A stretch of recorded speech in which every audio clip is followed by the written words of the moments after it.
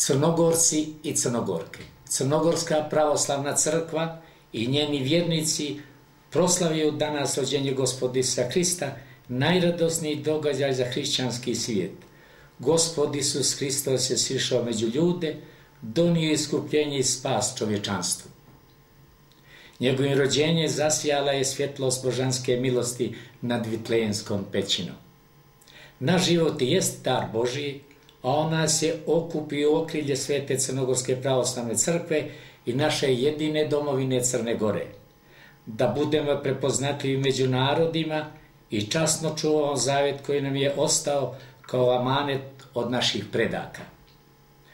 Čujmo stoga i potonje riječi svetog Petra Cetinskog čudotvorca, što nam u testamentu na dan predstavljenja u Gospodu ostaje i naš državotvornik i zaštitnik.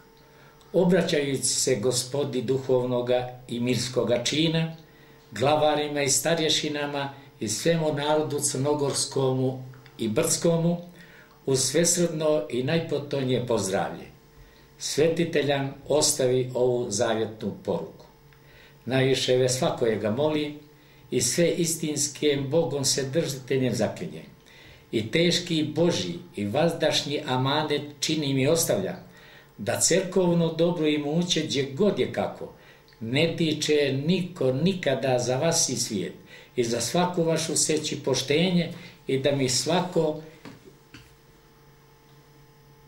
cerkovno čeljade kaluđere, đakone, služitelje moje vaše, pazite i držite kako sam ih ja, isti vazda, pazio i držao.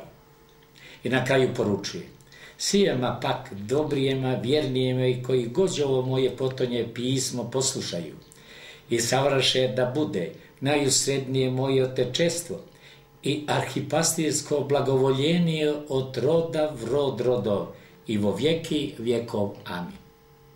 Mi pamtimo zavjet i u ime mire i ljubavi znamo da se bliži trenutak kada ćemo moći uzdignuta čela kazati kako smo svoji na svojemu i da nijesmo iznevjerili muku naših predaka. Zato vas, dragi moji Crnogorci i Crnogorke, pozivam da uvijek na svakom mjestu širite dobru namjeru i božansku ljubav našega spasa Gospoda Isusa Hrista, kako prema onima koji su odlutali sa njegovog puta, tako i prema svim ljudima dobre volje, bez obzira na vjeru i nacionalnu pripadnost.